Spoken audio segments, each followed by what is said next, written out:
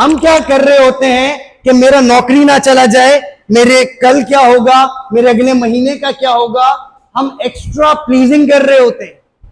और जब आप सबका ये बिलीव तो है, रिस्क कौन दे रहा है आपको?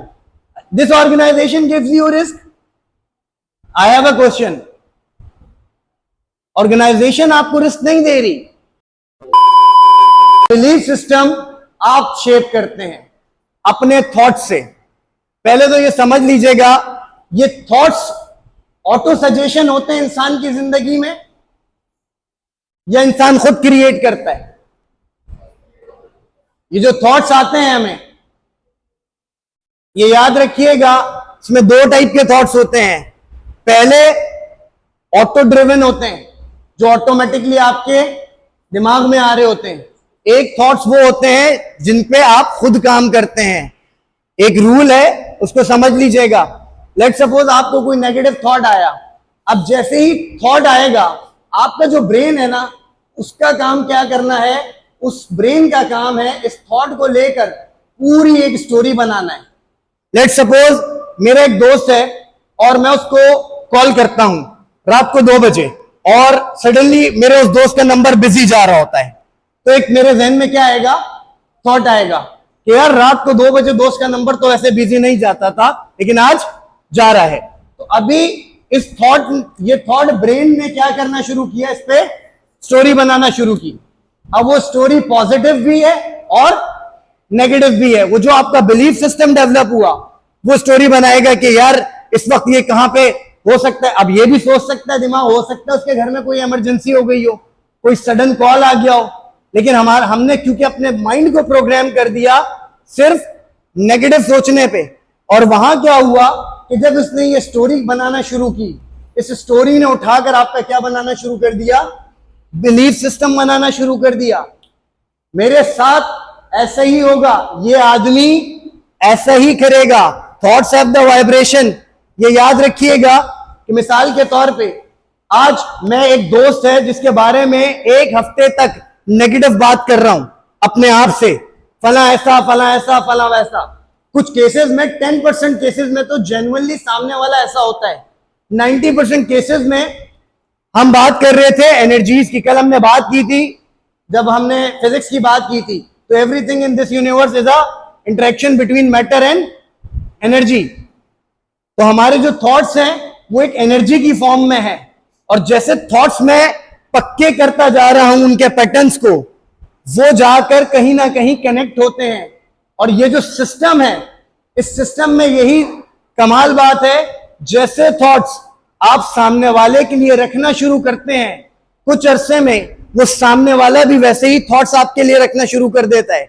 अगर मैं नेगेटिव थॉट्स रखता हूं सरनाफे के लिए कि सरनाफे ऐसे, सरनाफे वैसे, सरनाफे ऐसे, तो मैं गारंटी दे सकता हूं या तो मेरे थॉट इन्फ्लुएंस करेंगे या इनके थॉट इन्फ्लुएंस करेंगे।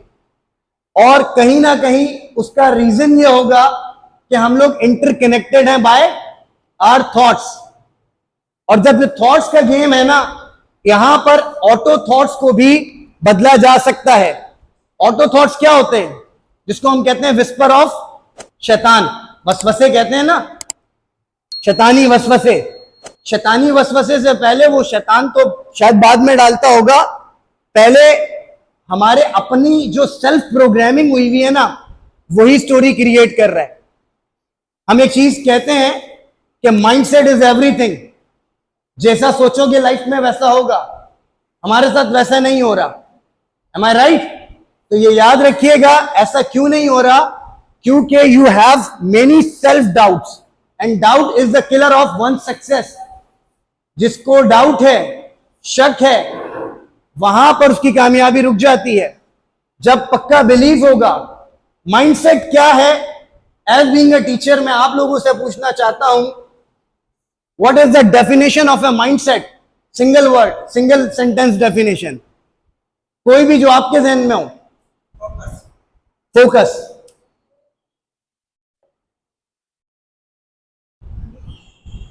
बिलीफ और clarity. mindset is nothing but the use of words. वो कहते हैं कि words have the power. Mindset कुछ भी नहीं है। हम कहते हैं फला आदमी बहुत नेगेटिव माइंडसेट का है, फला पॉजिटिव माइंडसेट का है। वर्ड्स के माइंडसेट क्या है? यूज ऑफ वर्ड्स है। जैसे वर्ड्स यूज करते हैं वैसा माइंडसेट बन जाता है। आप अपने साथ, इसको हम कहते हैं एफर्मेशन। एफर्मेशन क्या है? एफर्मेशन जो आप अपने आप से सेल्फ टॉक करते हैं। हमें से हर आदमी, हमारा ब्रेन हमसे 24/7 बात कर रहा होता है। स्टिल राइट नाउ आपका दिमाग आपको कुछ ना कुछ मैसेज दे रहा होगा और आपकी उसके साथ कॉन्वर्सेशन चल रही होगी। ऐसे ही आपको बहुत सारी चीजें हैं। तो जब माइंडसेट की बात करते हैं, nothing but the use of the words. और जब आपके पास कुछ नेगेटिव थॉट्स आते हैं, लाइफ में कोई ट्रेजेडी होने के बाद आपको एक लम्हा ऐसा लगता है कि अभी कुछ भी नहीं होगा, जिंदगी खत्म, जिंदगी बर्बाद, सब कुछ खत्म हो गया है, और अगली मॉर्निंग फिर आपको एक मोटिवेशन होता है कि सब कुछ हो जाएगा, और शाम तक वो एनर्जी ड्रेन होते होते लगता है अभी फिर सब कुछ खत्म। फिर सुबह उठते हैं तो ये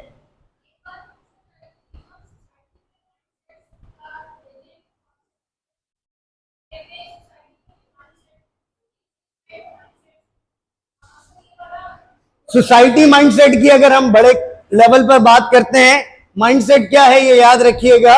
हमने कहा था nothing but the use of words, ये तो इंडिविजुअल लेवल पे था, है?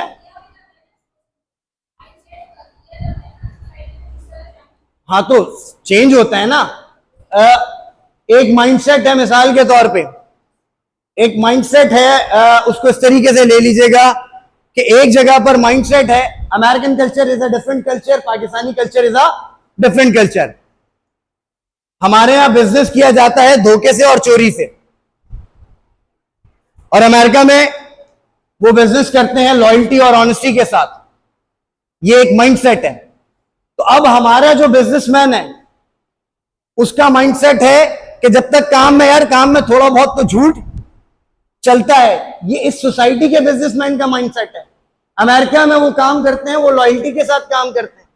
हमारे यहां माइंडसेट है कुछ भी मिल जाए फ्री में।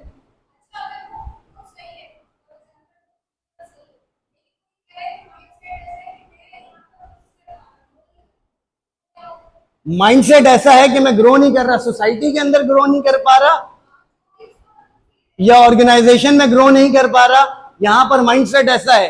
तो उसको चाहिए पहली फुर्सत में माइंडसेट ना बदले वो सोसाइटी और ऑर्गेनाइजेशन बदल दे। क्योंकि जिस ऑर्गेनाइजेशन में या जिस सोसाइटी में आपको लगता है आपकी ग्रोथ नहीं है, वहां पे लॉन्ग टर्म तक अपने आप को जाया करने की जरूरत नहीं है। हम डिसीजन लेने में बहुत टाइम लगाते हैं। अब आप लोग खुश ना हो, लेकिन ऐसा है। तो जहां पर ग्रोथ नहीं मिल रही, आप जिंदगी में क्या करना चाहते हैं? Are you all want to grow in your life? तो ग्रो क्यों नहीं कर पा रहे? Because you all have one fear, कल क्या होगा, कल क्या होगा। बस दुनिया का सबसे बड़ा गम कल क्या होगा।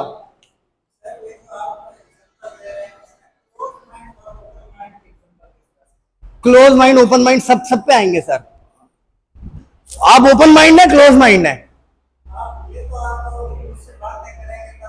मुझे लग रहा है आप बहुत बहुत ओपन माइंडेड है सर। मुझे लगता है आपका दोस्त क्लोज माइंडेड होगा, इसलिए आपकी बनी नहीं।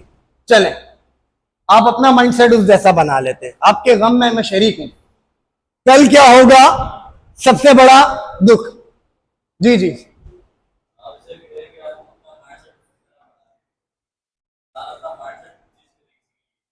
अब वो दोस्त जितना अजीज है ना, डिपेंड करता है कि ये बना ले, आप चेंज कर लें, अब वो आपकी मर्जी है ना। It is a choice.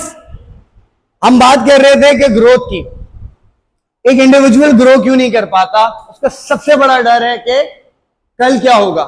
हम में से ना हर इंडिविजुअल एक बात कह रहा है, तो वो ये कह रहा है कि रिस्क का वादा तो अल्लाह ने किया हुआ है, अल्लाह ताला ने रिस्क देना है। अबे जब ये कह रहे हैं तो वो इकरार बिल लिसान नहीं होना चाहिए, इकरार बिल कल्ब भी होना चाहिए कि मेरा राज़िक कोई ऑर्गेनाइजेशन नहीं है। हम लाइफ में ना, मैं एक चीज को बहुत डिनाई करता हूं, टू प्लीजिंग पीपल। लोगों को प्लीज करना, it's not my duty. If I am working with a organisation और विद इन द ऑर्गेनाइजेशन, एक आदमी का जितना डिजर्व करता है मैं उसको उस लेवल तक प्लीज करूंगा, उससे ज्यादा मैं बिल्कुल प्लीज नहीं करूंगा। हम क्या कर रहे होते हैं कि मेरा नौकरी ना चला जाए, मेरे कल क्या होगा, मेरे अगले महीने का क्या होगा, हम एक्स्ट्रा प्लीजिंग कर रहे होते हैं। और जब आप सबका ये बिलीव तो है, रिस्क कौन दे रहा है आपको? This organisation gives you risk. I have a question, organisation आपको रिस्क नहीं दे रही। इवन ऑर्गेनाइजेशन को जो रिस्क मिल रहा है वो भी उनके अपना नहीं है, अल्लाह ताला का एक सिस्टम है कि अल्लाह ताला ने किसी को कारोबार से देना है और किसी को नौकरी से देना है। तो ये जो हमारा ये डिसीजन ना लेना है कि कल क्या होगा, बस इसमें हम फंस गए। इससे बेहतर मिलेगा या नहीं मिलेगा?